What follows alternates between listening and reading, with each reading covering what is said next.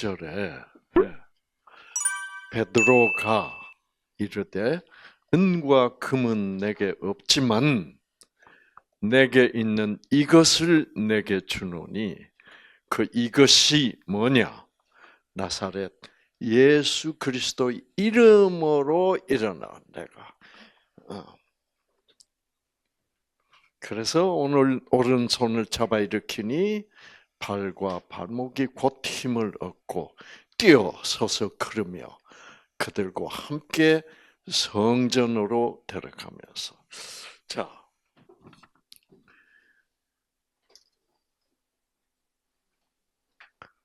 예수님의 성령을 받은 후 제자들은 성령 받기 전과 180도 다른 믿음과 성령으로 충만해서 예수의 이름을 권세 있게 사용해서 치유하는데 예수의 권세에 대하여 알고 싶습니다.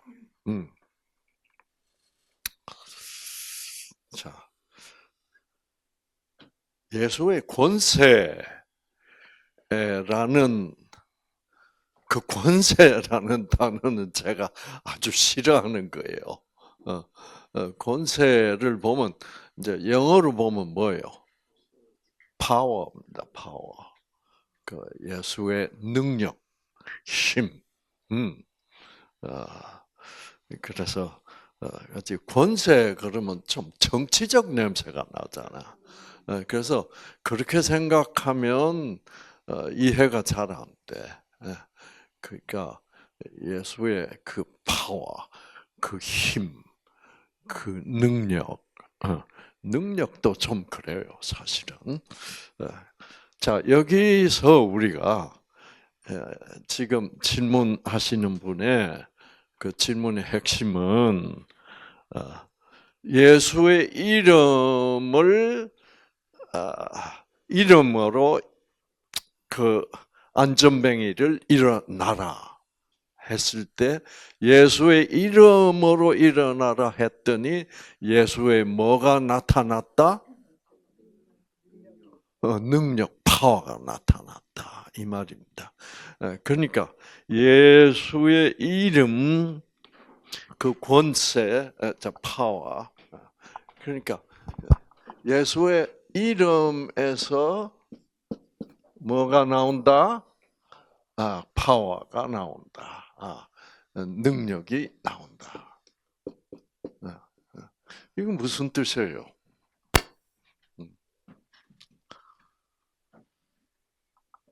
이름, 예수의 이름.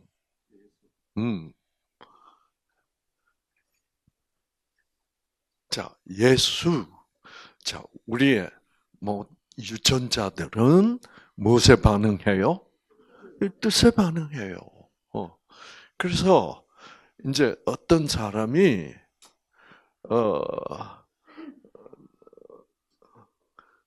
예를 들어서 예수 혹은 예수님 이런 단어, 예수라는 단어를 들을 때 그 예수라는 단어가 가진 뜻을 아냐 모르냐 이 말이에요. 나 예수 믿어.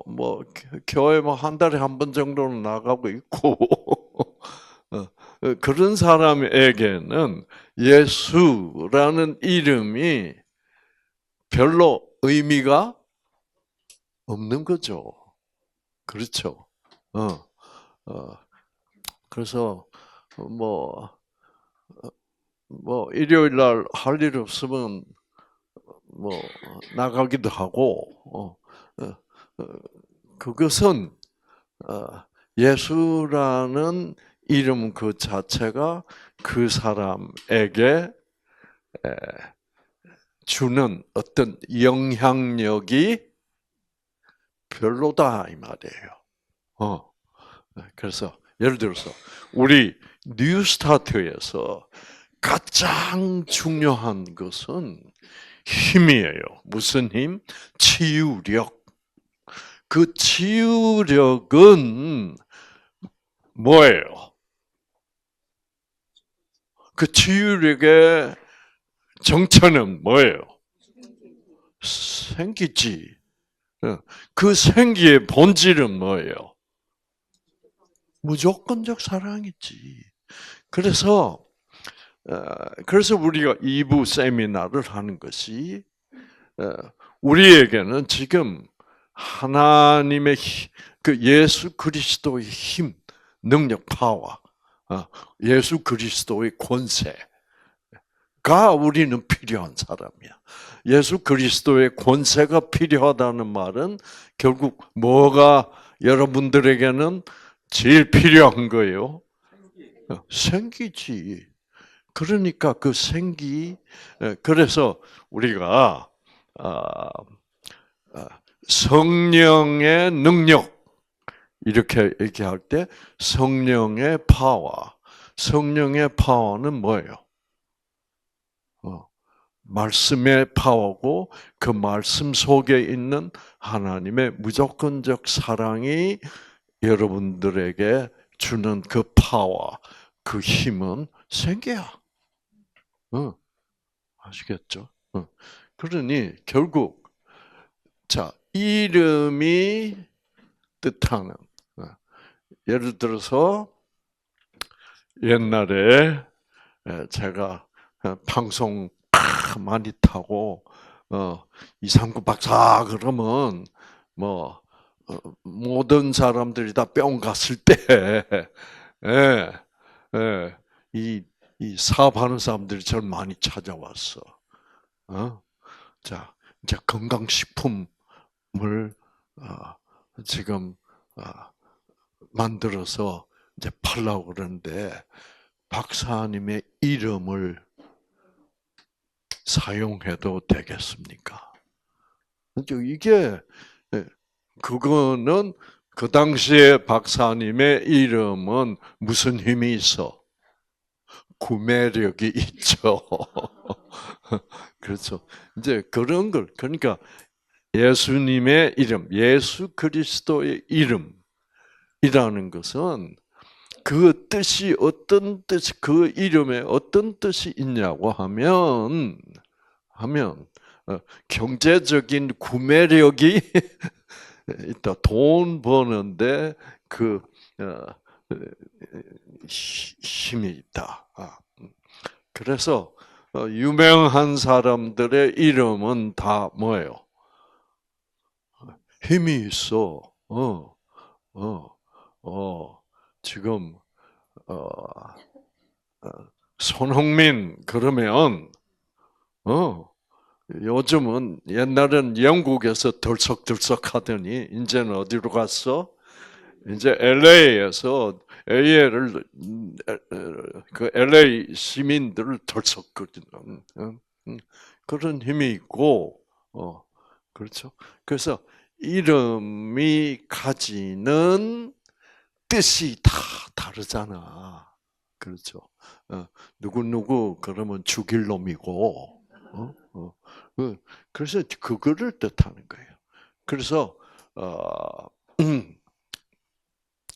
예수 그리스도의 이름은 생명. 그래서 왜 예수님이 가는 곳마다 병자를 어떻게 고치니까. 그래서 예수 그러면 치유, 생명 이런 뜻과 직결되어 있잖아. 이제 그래서 내가 예수의 이름으로 너를 명하노니 자 일어나 걸어라 이럴 때 그 말은 무슨 말이냐면 나 베드로가 너를 일으킬 수 있는 힘은 없어. 그러니 내가 아는 내가 믿는 예수 그리스도의 이름은 너에게 뭐요? 생기를 힘을 줄 수 있어. 그래서 내가 예수님의 이름으로 너에게 명하노니 자 일어나. 그러니까 그건 뭐예요? 내가 일으키면 내가 영광 받는 것이고 예수님의 이름으로 일어나라 하면 내가 영광 받는 게 아니라 누가? 예수님으로부터. 그러니까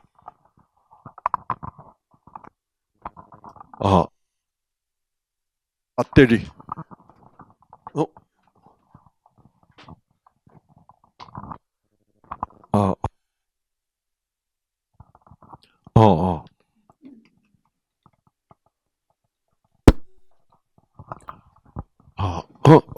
하나, 둘. 아, 아.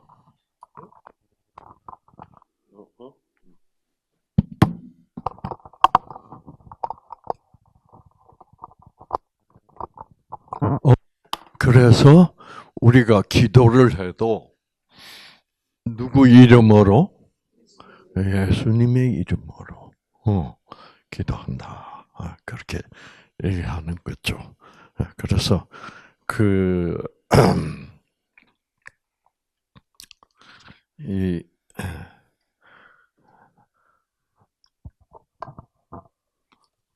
자, 그래서 또 하나 보면 사도행전 26장 나도 나사렛 예수의 이름을 어떻게 했다? 대적했다. 사도 바울이 예수님을 만나기 전에는 무엇을 했다?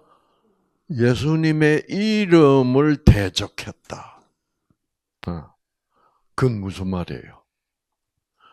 이름을 대적하여 많은 일을 행하여야 될 줄 생각하고 예루살렘에서 이런 일을 행하여 대제사장들에게서 권한을 받아가지고 많은 예수를 믿는 성도를 옥에 가두며 또 죽일 때 내가 찬성 투표를 하였고,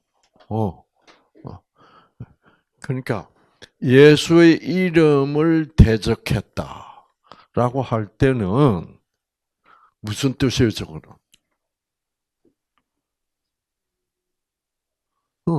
예수는 사도 바울이 열심히 가르치던 바리새인의 가르침, 그렇죠?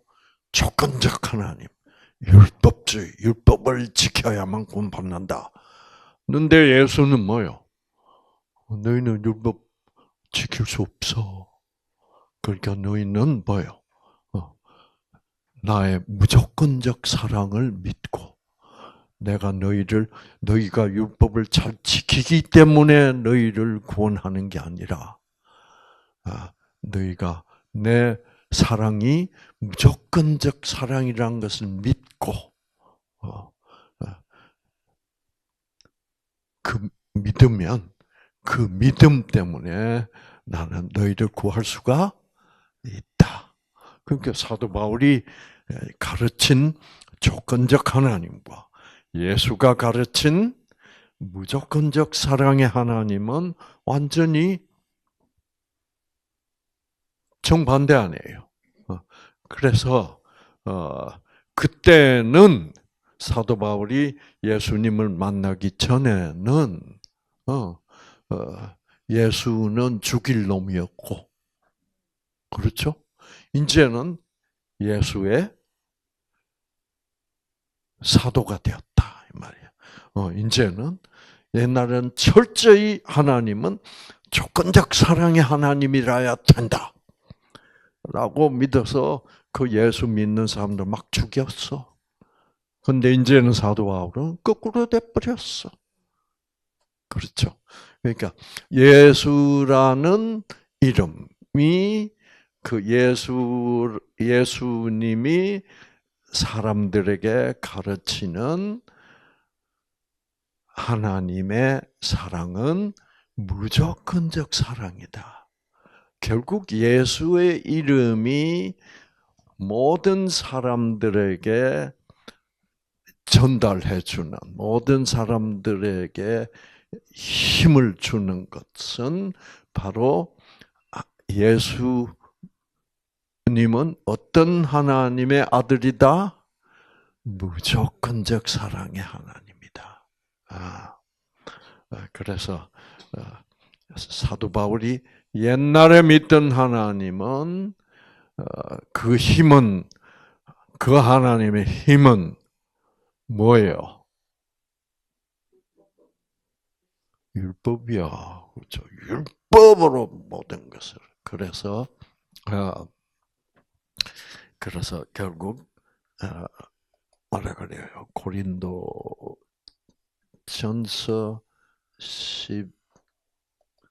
15장에서 사도 바울은, 자, 여기 보면 사도 바울이 유명한 말을 합니다. 사망이 쏘는 것은 죄요. 여기 사망이 쏘는 것이라는 말은 쏜다는 말은 뭐예요? 화를 쏜다는 말이에요. 화살. 그러니까 사망은 누구요?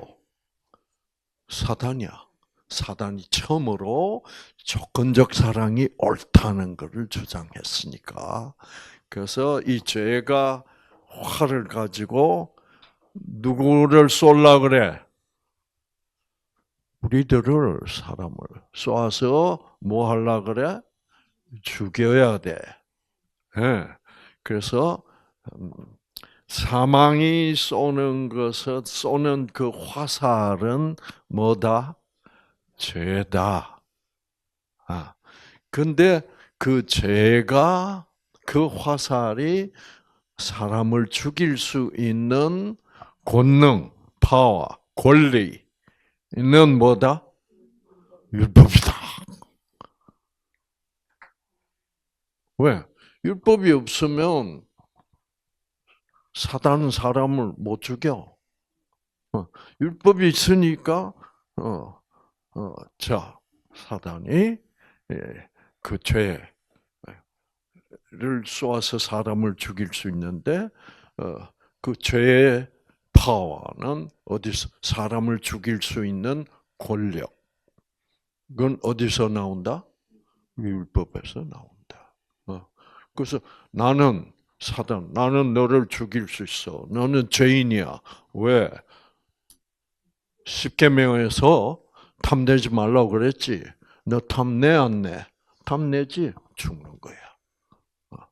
아시겠죠? 그래서 그것이 바로 죄의 사단이 사람을 죽이는데 사용하는 그것은 뭐다? 그러니까 율법. 그러니까 율법 얘기만 나오면 사람들이 벌벌 떨어 안 떨어? 나 이거 안 지켰는데. 그래서 율법이 우리에게 주는 그 의미는 우리의 유전자를 어떻게 해요? 꺼버려. 왜? 못 지키니까. 그래서 율법만 붙들고 구원받으려고 하면 결국은 구원받지도 못하고 뭐요? 죽음에 도달할 것이다. 이 말이에요. 그래서 이름 그러면 그 이름이 가지는 의미고 이름이 가지는 뜻이라는 말이고 그리고 우리 인간들의 유전자는 그 뜻에 반응하기 때문에 우리들 세포 속에 유전자의 변화가 일어나서 우리의 상태를 바꿀 수 있는 힘을 발휘할 수 있다. 그래서 그 율법은 조건적 사랑이고 예수 그리스도는 뭐예요? 무조건적 사랑. 그렇죠. 그래서 두 이름이 가지는 파워가 그 능력이 정반대로 한쪽은 율법 쪽은 사망이요. 예수 그리스도의 이름이 주는 의미는 그 뜻은 우리를 율법으로부터 해방시키고 우리 유전자를 켜서 병이 치유되게 한다. 율법 차원에서는 병 들게 해서 죽이는 거예요. 내가 또 그 사람을 또 미워하는구나. 하나님이 나를 가만두지 않겠지. 내가 미워하는 죄를 자꾸 짓고 있으니까 하나님이 나를 벌 주겠지. 그 의미, 뜻, 그렇죠? 어떤 뜻으로 그 이름이 우리들에게 다가오느냐에 따라서 우리들의 유전자에 미치는 영향력은 정반대다. 예수 그리스도는 생명, 생기, 무조건적 사랑을 뜻해서 우리의 유전자를 다시 복구시켜주고, 그러나 율법이 뜻하는 것은 뭐예요? 나는 못 지키니까 자꾸 내 율법을 또 범했잖아. 그것이 점점 나를 죽여간다는 뜻으로 보면 됩니다. 자, 여기 이제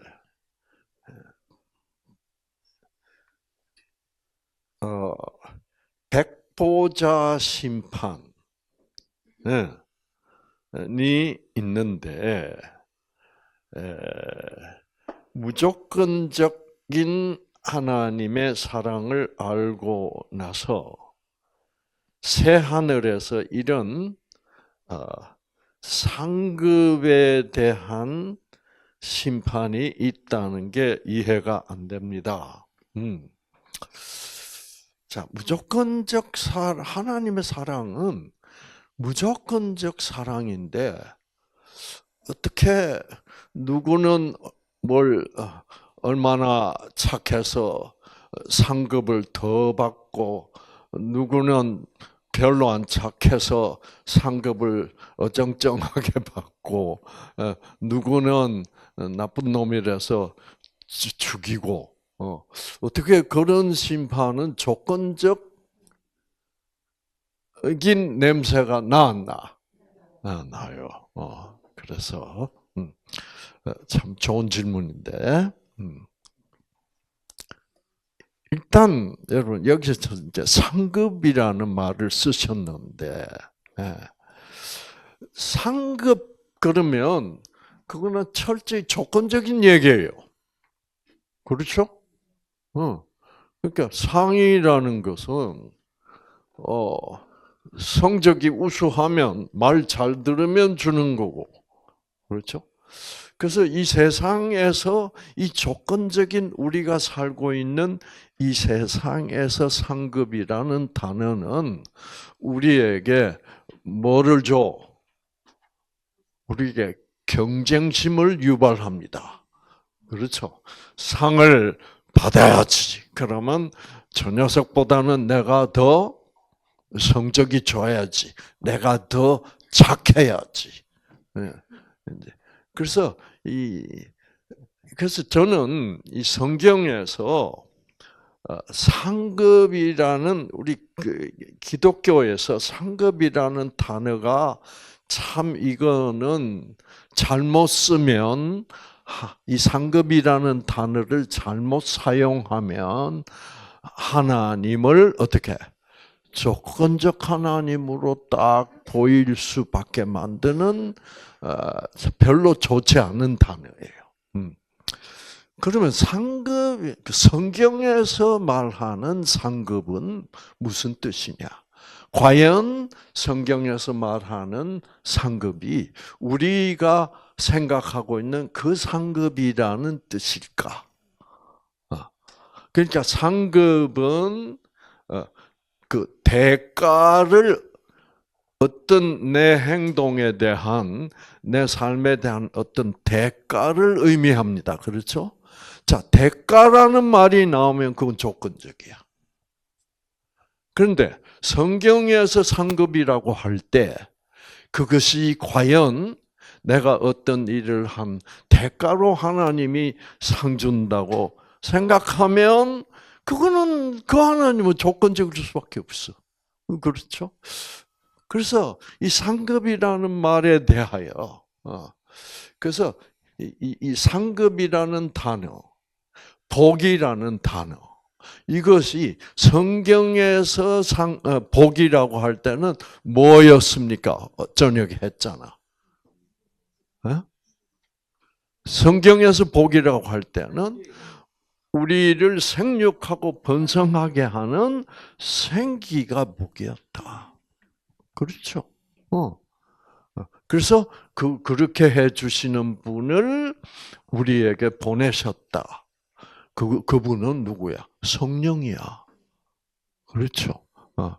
그래서 성령을 받는 것이 복을 받는 것이고, 그래서 그 성령을 받으면, 야, 내 정도로 하나님 율법을 잘 지키고 착하게 살면 나를 천국에 꼭 천국이라는 상급을 나한테 주시겠지.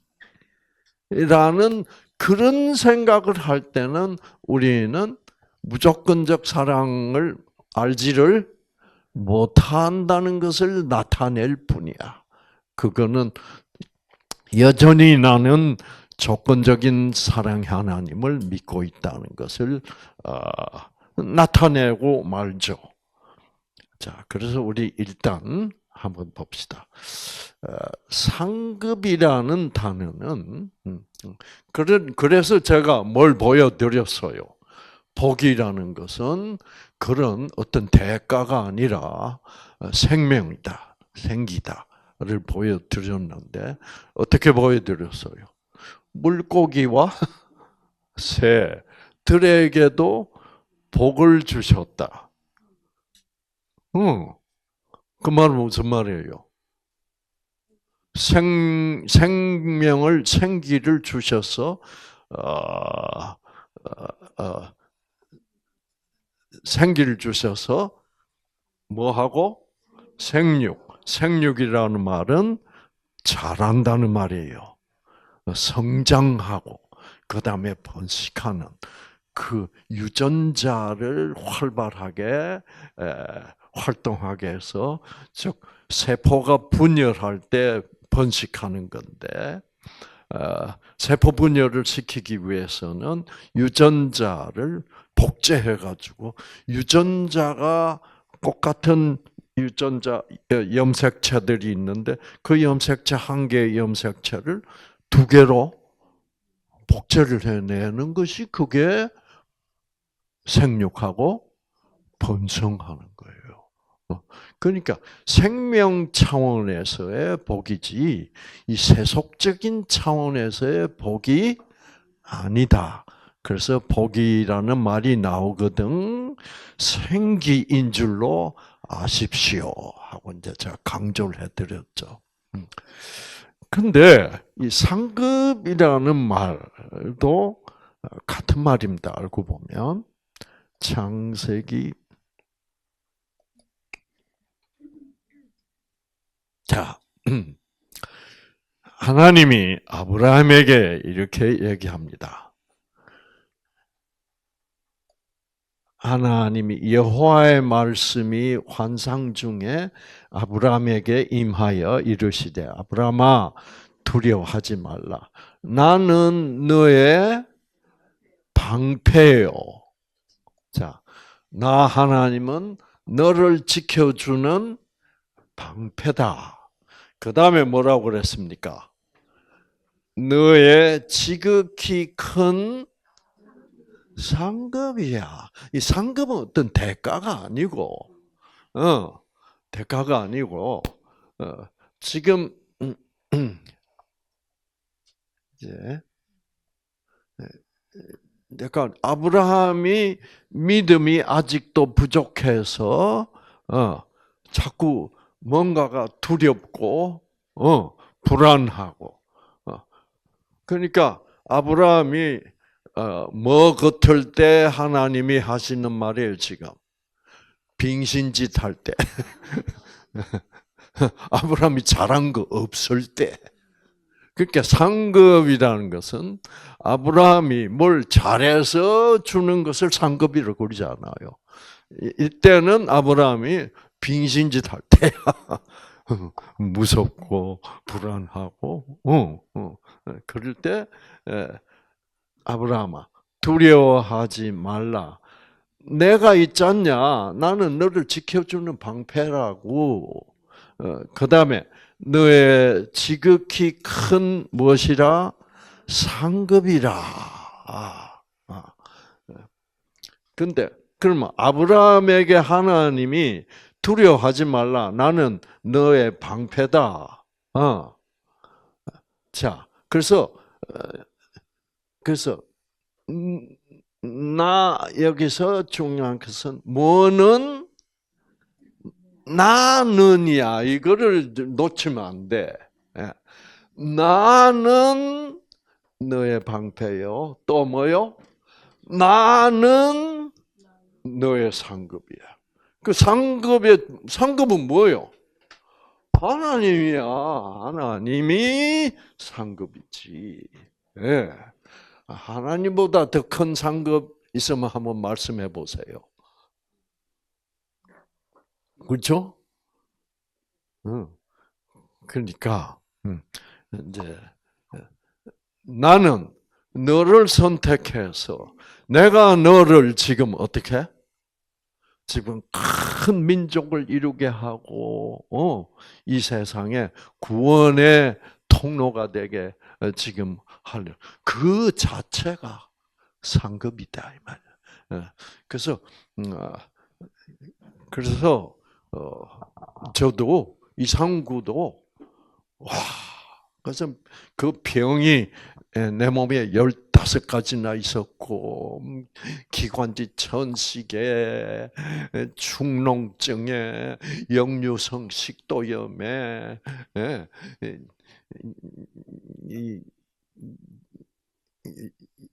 위산 과다증에 소화불량에 온갖 병이 다 있었다 이 말이야. 그때는 막 그 당시에는 막 샤워만 하면 뭐요? 머리카락이 막 빠졌어. 그 샤워하고 나면 그 욕실에 물이 안 빠졌어. 그래서 머리카락을 다 걷어내야 돼. 지금보다 머리숱이 없었어. 그러니까 스트레스를 미국서 그 의사 그 훈련 받을 때인데 전공의 시절에 막 스트레스를 받고 그럴 때는 그랬어요. 스트레스 받으면 왜 머리카락이 빠질까? 자, 머리카락이 빠진다는 말은 뭐가 죽는다는 말이에요? 세포가 죽는다. 왜 세포가 죽어? 세포가 죽는 건 어째서 죽어요?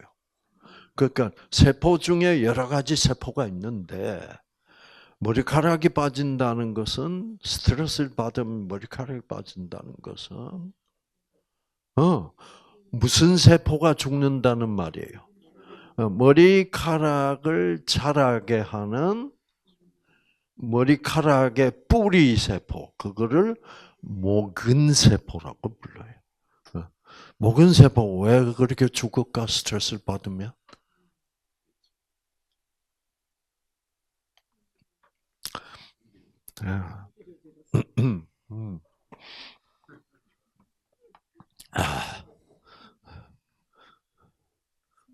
역시 두목이 있어야 되는구만.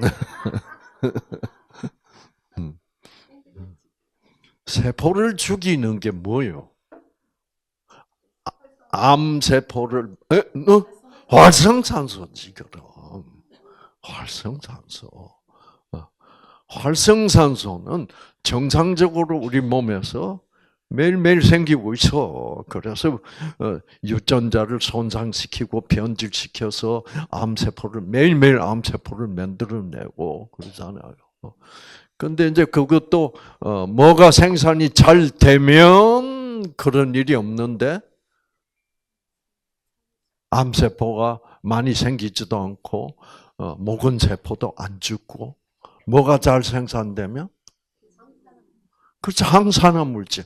그 항산화 우리 몸 안에서 생기는 항산화 물질을 뭐라 불러? SOD. 그렇지.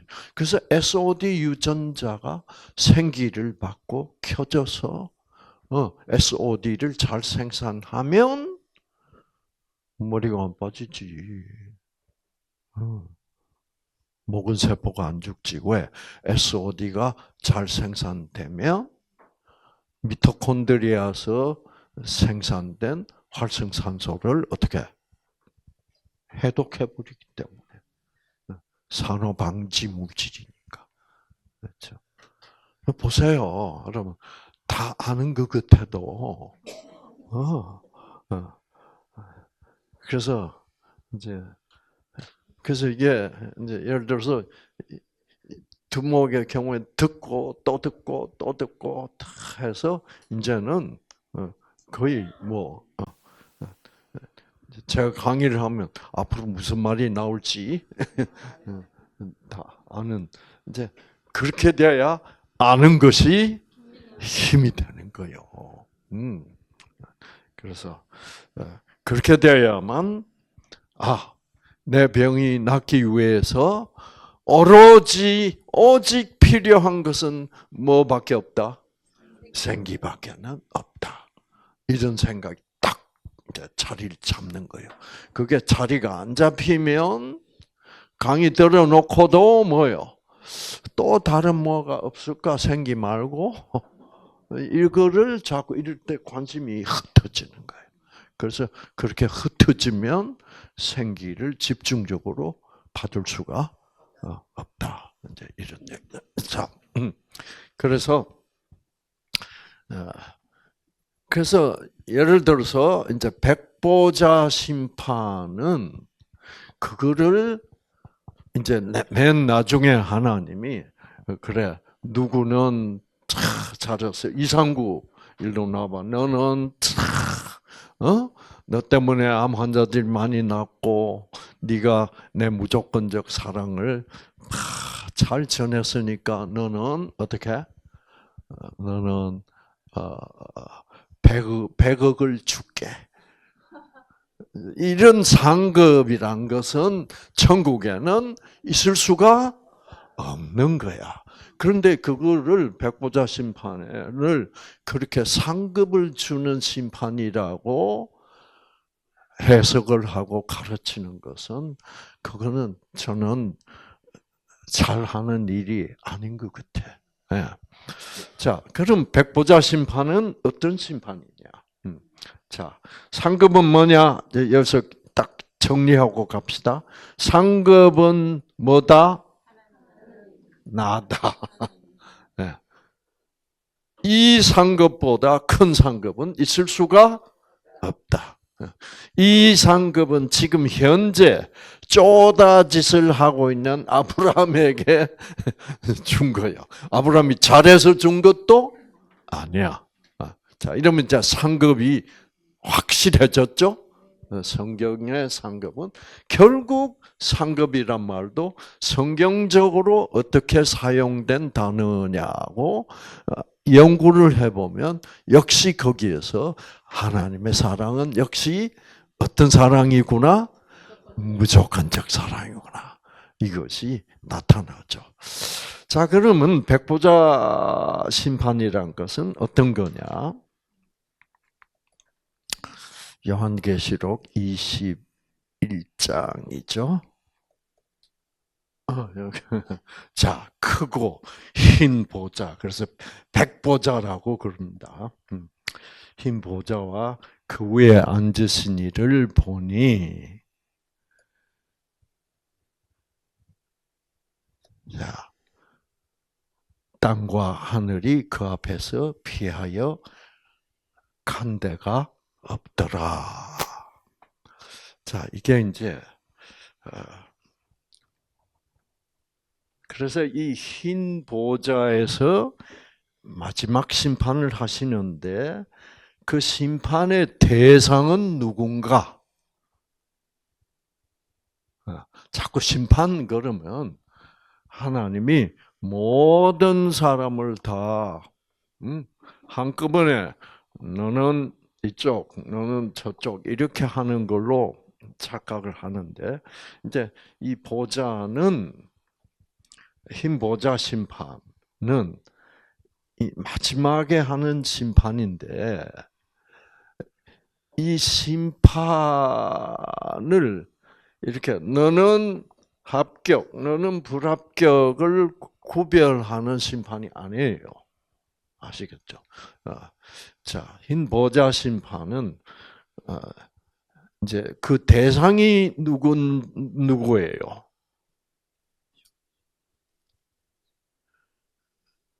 그 대상이 무슨 자들이에요? 죽은 자들이에요. 죽은 자라는 말은 누구요? 누가 죽은 자예요? 죽었다가 살아난 사람입니까? 자, 우리도 예수님이 탁 재림하시면, 다시 오시면, 우리는 어떻게? 저 재림하심과 동시에 어떻게? 무덤에서 탁 이제 살아날 거예요. 그래서 우리는 다시 새로운 영적 존재로 눈 깜빡할 사이에 새로운 피조물로 탁 바뀝니다. 그래서 예수님이 재림하실 때 살아나는 자는 살아나서 그렇게 영원히 이제 하나님과 함께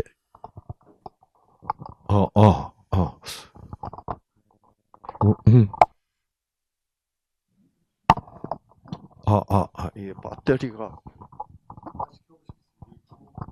꺼져 있어.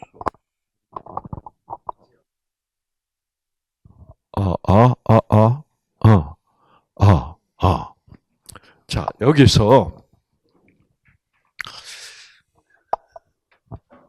모든 인간은 태어날 때부터 뭐라? 죄인이다. 그렇죠? 죄인이라는 말과 죄인이라는 말은 무슨 뜻이에요? 죽은 자라는 뜻입니다. 그래서 지금 무조건적 사랑의 하나님을 모르고 살아있는 사람들은 그 무조건적 사랑 안에 있는 그리고 하나님의 사랑을 자꾸 조건적으로 생각하고 있는 사람들은 그 무조건적 사랑 속에 있는 생기를 어떻게? 예. 물론 이거 자꾸 물론 또 꺼졌어. 자, 조금 크게 해봐 그럼. 자, 그래서 죄인은 바로 뭐예요? 죽은 자예요. 살아 있어도 죽은 자예요. 아시겠죠? 그래서 이제 성령 하나님을 무조건적 사랑의 하나님을 받아들이고 성령을 받고 나서 죽어도 그 사람은 무슨 자예요? 네?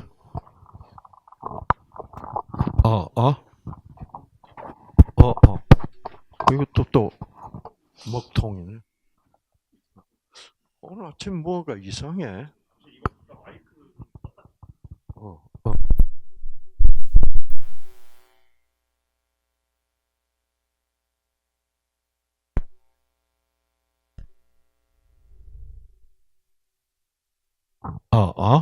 오케이. 예. 그러니까 성령을 받지 못하고 죽은 사람은 성령 또 꺼져버려. 이제 또 되고. 오늘 아침에 이 마이크들이, 응,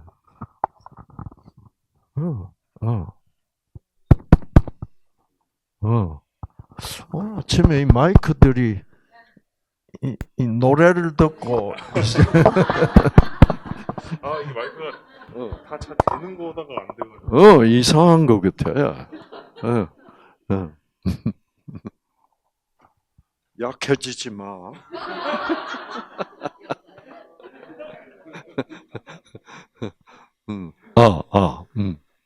자, 그래서 이게 분명해야 돼요.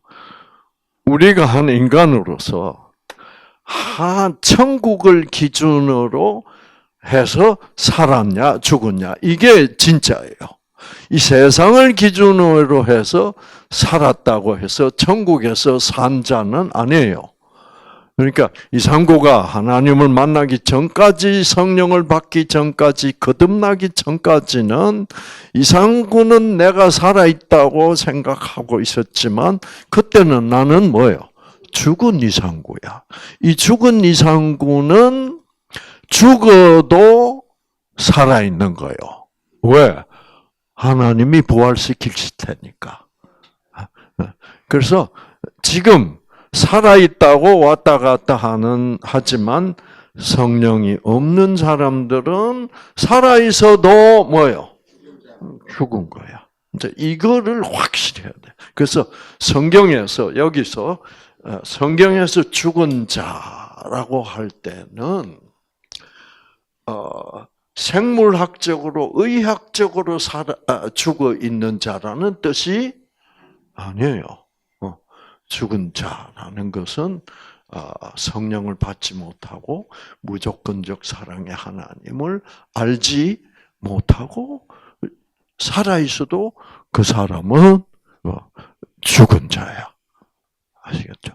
그러니까 결국 이 죽은 자들은 성령을 받지 못한 사람을 죽은 자라고 그래요. 요한계시록에서는 이 죽은 자라는 말을 또 어떤 말로 표현하냐면 땅에 거하는 자들이라고 표현해요. 그래서 요한계시록은 이게 상징적으로 기록된 책이니까 이런 상징적인 단어를 영적으로 이해를 못하면 이 요한계시록 엉망진창이 돼버려요. 그러니까 그러면 여러분도 지금 땅에 거하잖아. 그러나 여러분들은 지금 땅에 거하지만 여러분들은 어디에 거하는 자들이에요? 하늘에 거하는 자들이에요. 그거를 알아야 돼. 아시겠죠? 그래서 사도 바울은 그렇게 얘기하죠. 너희들은 하나님을 믿었으므로 하나님이 너희를 어떻게 하늘에 앉히셨느니라. 이렇게 기록하고 있어.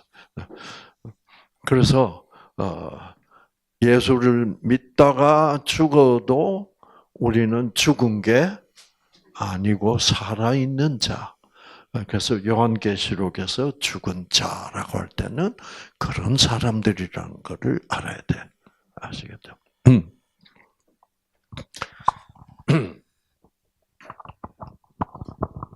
자, 죽은 자들이 큰 자나 작은 자나 보좌 앞에 서 있는데 책들이 펴져 있고 다른 책이 펴져 있으니 곧 생명책이라. 죽은 자들이 자기 행위를 따라 책들에 기록된 대로. 자, 여기 책들이 있고 무슨 책이 있어? 책들이 아닌 다른 책. 이 다른 책은 무슨 책이다? 생명책이다. 자, 생명책은 여러분 배웠어. 그렇죠? 자, 이제 이 다른 책은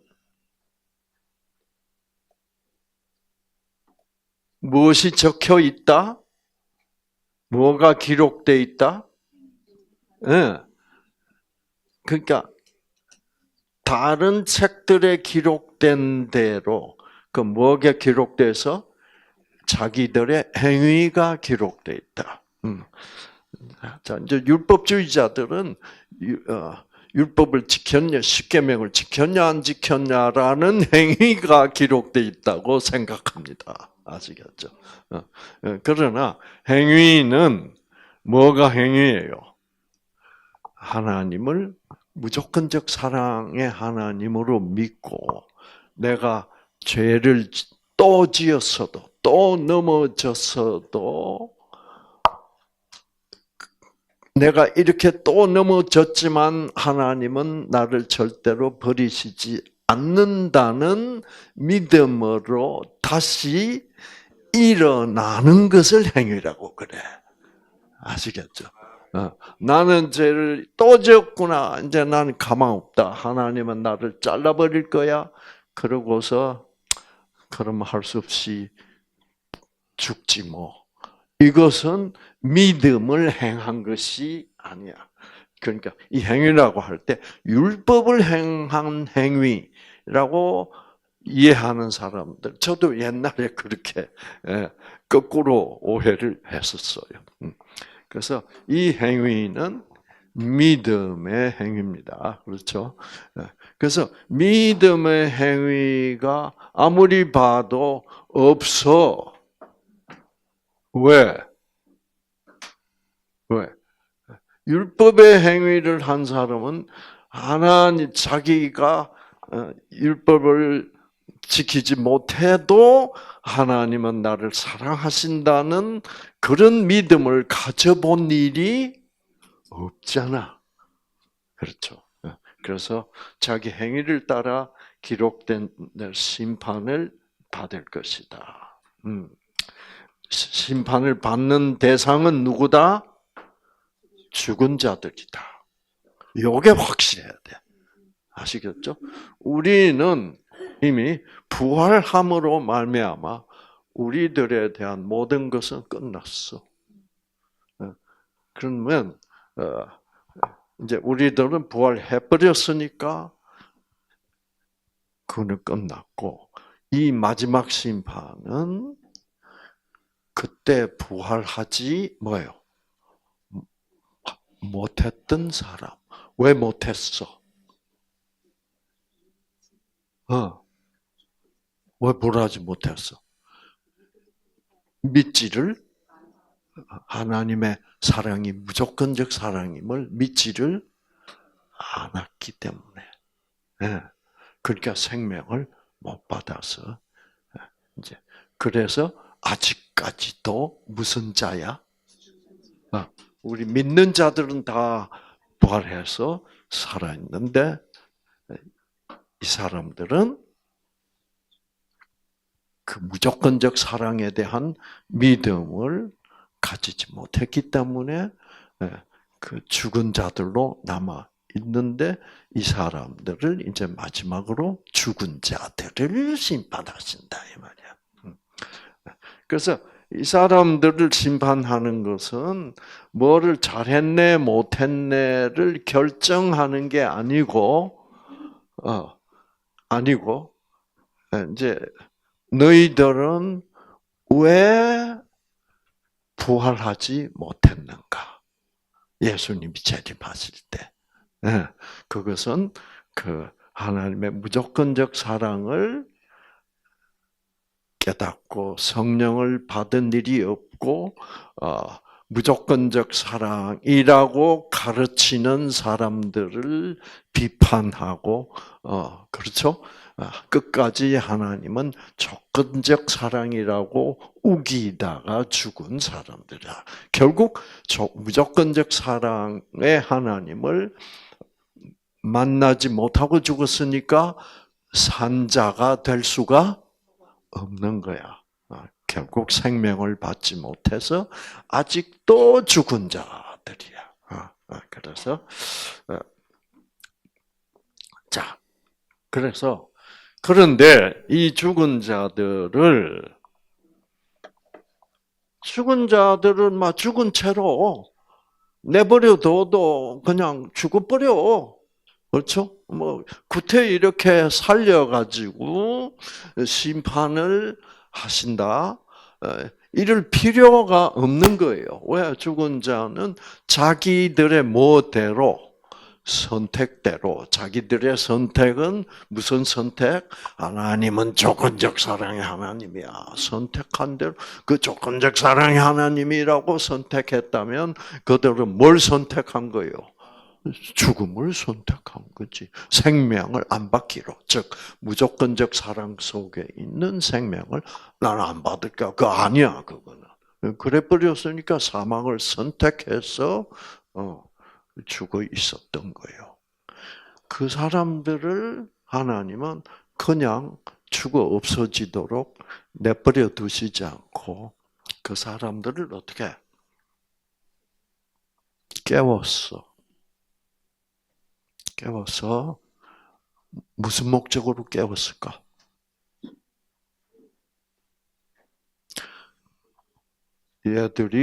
너희들이 왜 구원을 받을 수 없는가?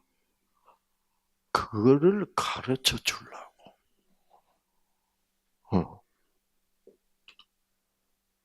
이 사람들은 자기들 깐에는 내가 정말 율법을 잘 지키고 교회에다가 돈도 많이 내고 정말 나는 교회 봉사도 열심히 하고 조건적으로 열심을 내서 안 냈어. 열심을 냈어. 그래서 이제 마태복음 7장에 보면 무슨 얘기가 나오냐면 예수님이 그때가 바로 이때야. 그때 많은 사람들이 내가서 보니까 자기들은 구원 못 받았거든. 주여. 자, 마태복음 7장을 한번 가봅시다.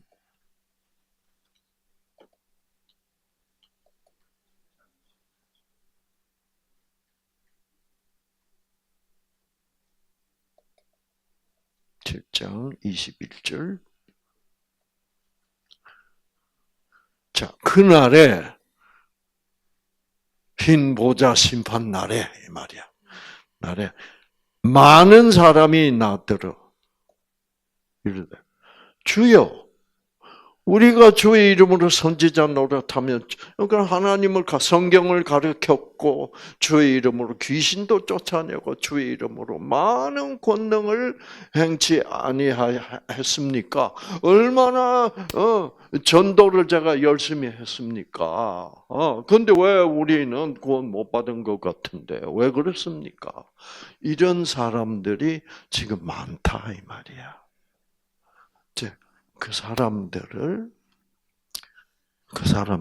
어떻게 왜 그들이 구원을 못 받았는지를 어떻게 설명을 해줘. 하나님은 이런 분이다 이거지. 그래서 우린 왜 이렇게 구원을 못 받게 됐냐라고 할 때 하나님은 설명해야죠, 그렇죠? 이제 그래서 우리는 예를 들어서 하나님 저는 제가 사업을 해가지고 돈을 벌어가지고 교회를 몇 군데다가 개척했는지 아십니까? 그러니까 저 같은 사람이 전국 가야 안 됩니까? 이제 이런 사람들이 있다 이 말이야. 왜? 자기들은 절대적으로 무엇으로? 자기 자신의 무엇으로? 공로로. 천국이라는 상급을 받아야 된다고 철석같이 믿는 사람들 많아요, 교회 지금. 그럼 내 공로로, 그러니까 이제 그 사람들은 하나님을 평신도들에게 가르칠 때 하나님이 시킨 대로 복종하고 착해져야 구원받는다. 계속 조건적으로 가르쳐 오던 사람들이란 말이에요. 이제 그 사람들에게 이 지금 맨 마지막에 그런 사람들도 하나님은 사랑해요, 안 해? 사랑해요. 그래서 그 사람들도 끝까지 하나님이 이해시키려고 지금 이 장면, 이 심판 장면이 벌어지는 거예요. 그래서 이제 다 하나님이 십자가에서 자기가 너희들 대신 죽었는데, 이제 이런 거를 하나님의 무조건적 사랑을 쭉 설명을 하고, 이제 그럴 때, 여러분, 그 사람들이 뭐를 깨달아? 우리가 율법을 지켜서 구원받을 수 없기 때문에 하나님의 아들이 뭐예요? 십자가에서 우리가 죽어야 될 죽음을 대신 죽어 주셔서 구원을 받았다는 것을 우리가 깨닫지를 못했구나. 나는 내 생각에는 나는 천국에 갈 수 있다고 생각한 근거가 뭐예요? 내가 교회에 이런 큰 헌금을 하고 교회 건축 헌금에 반은 내가 담당하고 그랬는데 내가 이렇게 구원을 못 받다. 말이 안 된다는 건데 이제 그러면 예수님이 헌금 액수가 많으면 구원하고 그러면 예수님이 죽어야 될 이유가 있어 없어? 헌금만 많이 하면 구원받을 거 아니야. 그거는 전혀 구원과는 상관이 없다. 그런 조건적인 사랑의 하나님이 아니다. 나는 헌금 한 푼도 못한 사람들이 그리고 정말 철저히 내가 착해서 구원받을 수 있는 능력은 전혀 없다는 것을 인정해야만 예수님이 그 사람을 위하여 죽었다고 할 때 그 사람은 그래 예수님의 죽음이 없이는 나는 구원받을 수 없었구나. 그거를 깨달은 철저히 하나님의 사랑은 무조건적 사랑이라는 것을 깨달은 사람. 그래서 나는 건축 헌금 50%는 내 돈이야. 그래서 맨날 뭐요? 목사를 좌지우지하려고 했었고, 이제 무슨 장로파벌을 조장하고 이래가지고 교회 안에서 권력을 휘두르고 그래서 하나님은 나같이 이렇게 교회다 헌신. 그건 나처럼 헌신한 게 아니라 뭐 한 거요? 자기가 교회에서 가장 공적이 큰 인간으로 교인들로부터 뭐요? 인정받고 폼 잡기 위하여 한 거지. 하나님을 한 거는 뭐요? 사실은 하나도 없는 거야. 그런 사람들이 이제 하나님 이게 무슨 일입니까? 제가 건축 헌금 얼마 낸지 다 아시지 않습니까? 누구를 위하여 냈어? 자기의 명예, 자기의 권력. 이것에서 깨어나지 못한 사람을 다시 십자가를 설명해주고 나는 너를 위하여 죽었는데 너는 내가 너를 위하여 죽은 이유를 몰랐다. 십자가를 몰랐다. 그거를 이제 이 죄인들이 듣고 그렇군요. 맞습니다. 라고 인정하게 만드는 거예요. 예수님. 우리는 정말로 예수님이 나 자신을 대신하여 죽었다는 것을 믿은 적이 없었습니다. 맞습니다. 그래서 결국 교회 안에서 내 포함만 잡고 맞습니다. 예수님 말씀이 맞습니다. 맞습니까? 그러다가 이제 그게 끝나면 그래서 너희들은 내가 그렇게 주고 싶은 무조건적 사랑을 끝내 거부하다가 지금 이 결과를 초래하게 되었다.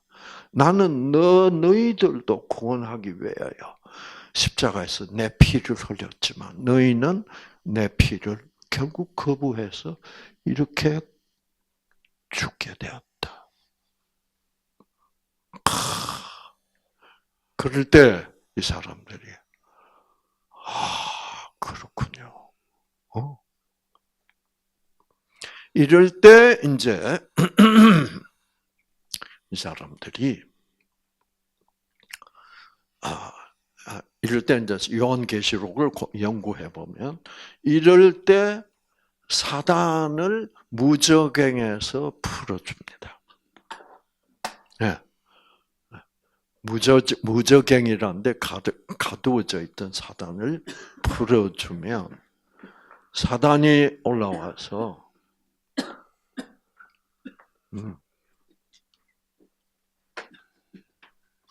뭐라 그래요?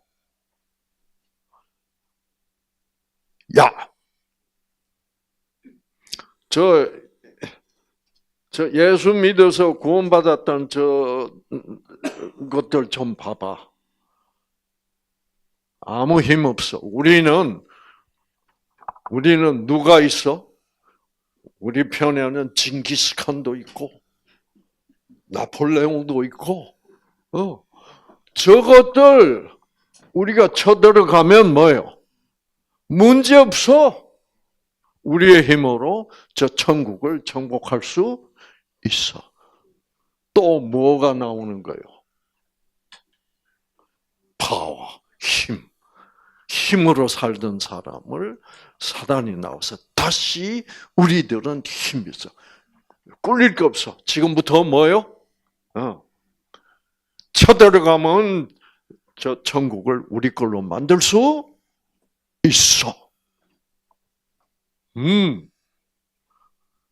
방금 그렇습니다. 저희들이 정말 십자가의 의미를 몰랐습니다.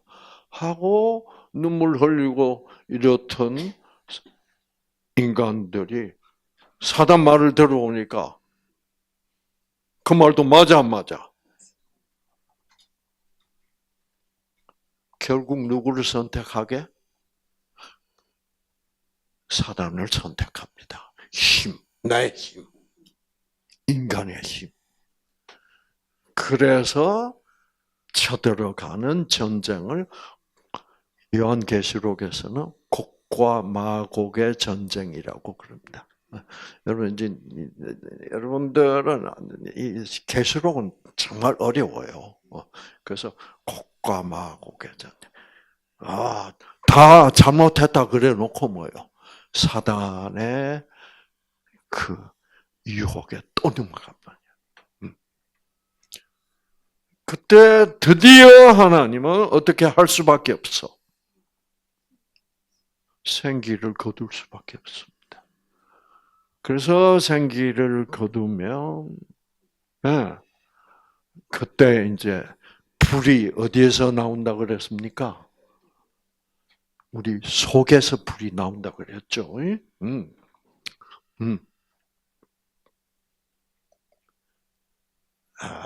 에스겔서 28장 18절 네가 죄악이 많고 이제 그래서 내가 하나님이 너 가운데서 너 속에서부터 뭐요? 불을 내요. 자꾸 생기를 하나님이 거두시면 왜 불이 나와요?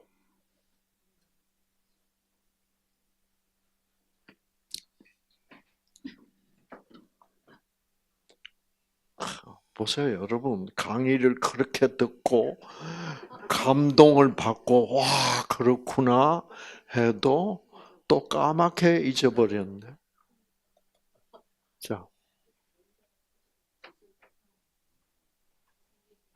기억 안 나요?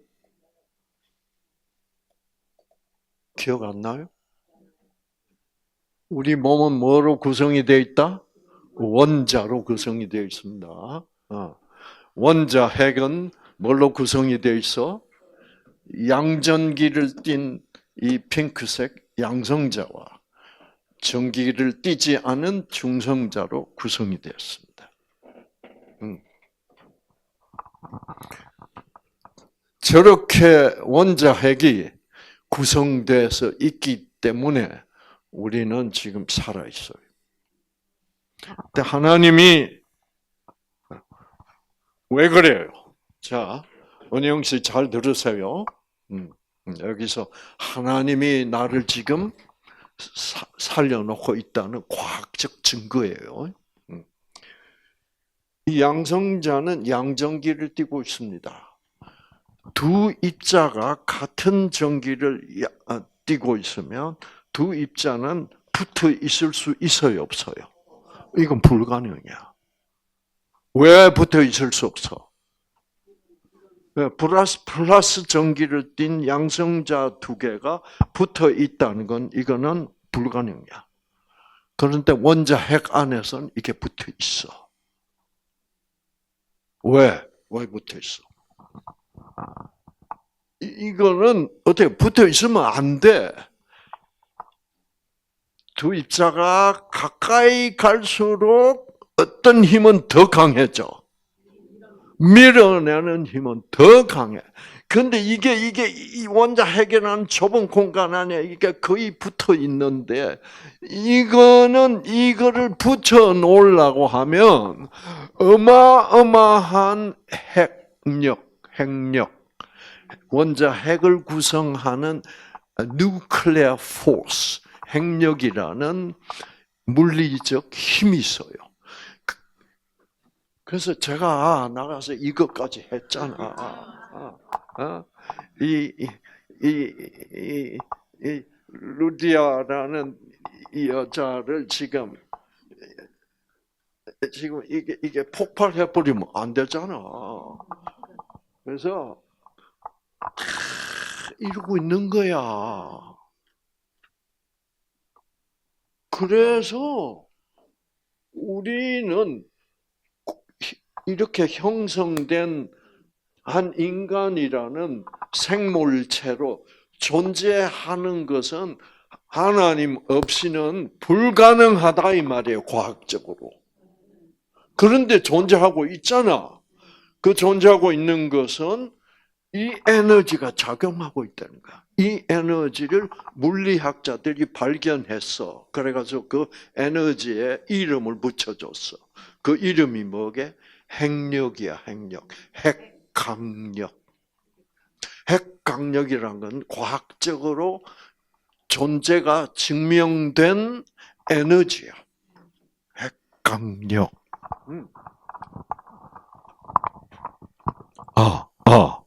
핵강력. 그런데 이제 과학자들은 핵강력의 존재를 인정하고 있어요. 그런데 이제 문제는 이거야. 어떤 에너지든지 그 존재가 확실해졌다면 무엇을 알아야 돼? 과학자들이. 이 핵강력이라는 에너지는 어디로부터 나왔다? 출처, 에너지의 출처를 알아내야 돼. 문제는 그 출처는 알 수가 없다. 그럼 하나님 얘기 나왔잖아. 그렇죠? 이거는 가장 확실한 하나님의 존재를 과학적으로 증명하는 말이라고. 그렇죠?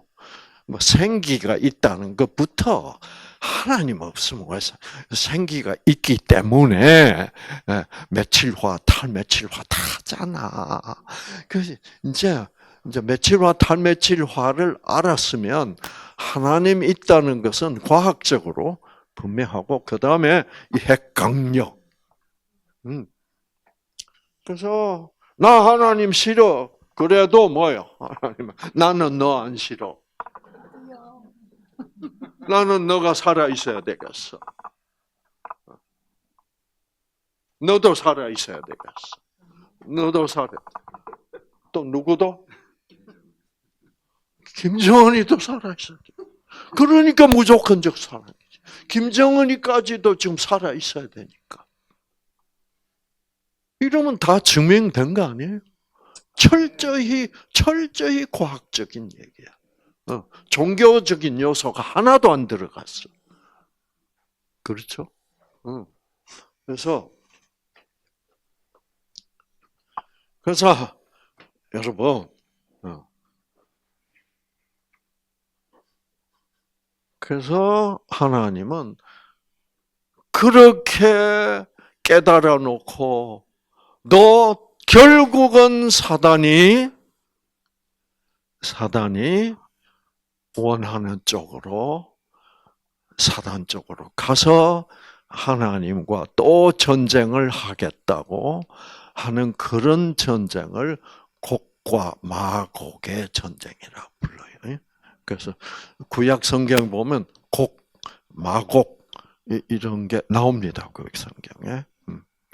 그래서 요한계시록은 구약을 신약에다 옮겨 놓은 것 같은 그런 책이에요.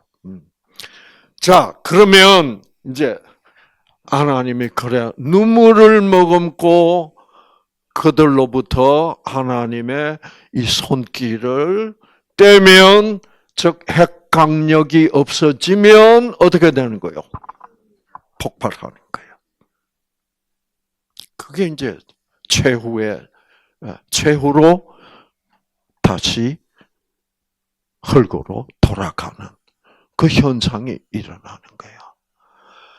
그때 이제 그 사람들은 그 죽은 자들은 아하 우리가 결국은 또 뭐요? 끝내 사단에게 속아서 이렇게 하나님을 또 대적하게 됐구나를 이제 그때는 진짜로 깨닫는 거예요. 그러나 이미 뭐요? 폭발은 최후의 선택은 해버린 거야.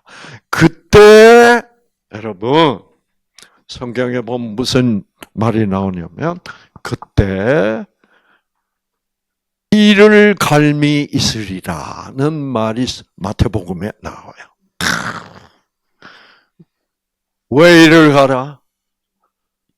와, 저 사단이 나를 평생 속여먹고 또 지금 이 순간까지도 나를 속였고 내가 속았구나.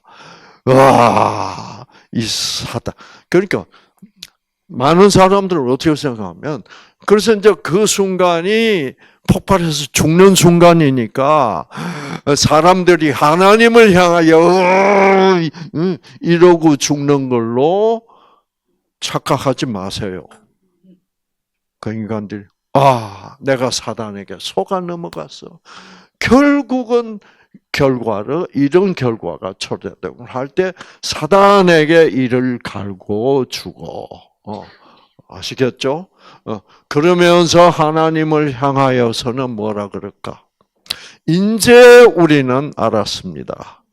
당신은 우리 같은 이런 놈들까지 사랑하셨다는 것을. 그때 예수님은 뭐라 그럴까? 얘들아, 결국 너희들과 내가 이렇게 이별하게 됐구나. 잘 가거라. 그 사람들은 하나님, 정말 그동안 힘들게 해드려서 죄송했습니다. 우리는 이 마지막 순간에 하나님의 사랑을 보고 우리는 가겠습니다. 해서 그 사람들은 사라져 버리는 거야. 제가 아는 하나님은 그런 하나님이에요. 아시겠죠? 예. 그래, 하나님이 이 새끼들 이제는 되져라. 그런 심판의 하나님이 아니야. 살리려고 그렇게 애를 써도 결국은 사단에게 또 속았어. 오히려 그 살려주려고 하는 하나님을 다시 공격하는 곡과 마곡의 전쟁까지 벌인 그 사람들일지라도 하나님은 끝내 사랑하면서 눈물 흘리고 작별하는 거예요. 그러니까 심판도 이런 각도로 보니까 심판 자체도 복음이 아니요. 복음이죠. 하나님이 하시는 모든 것은 사랑으로 하시는 거예요. 그렇죠?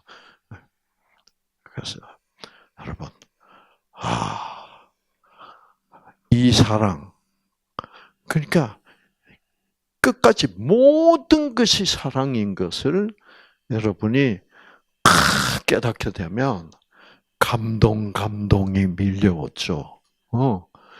그 감동의 순간만이 생기를 팍팍 받는 순간.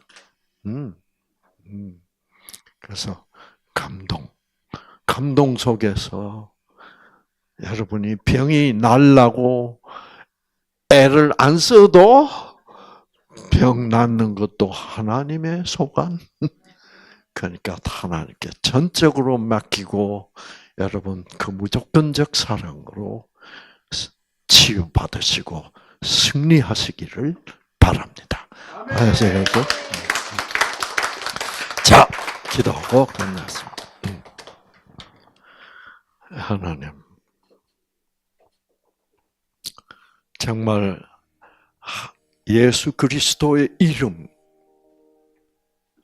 우리에게 그런 무한하시고 무조건적인 사랑이라는 것을 뜻하게 하여 주시옵소서.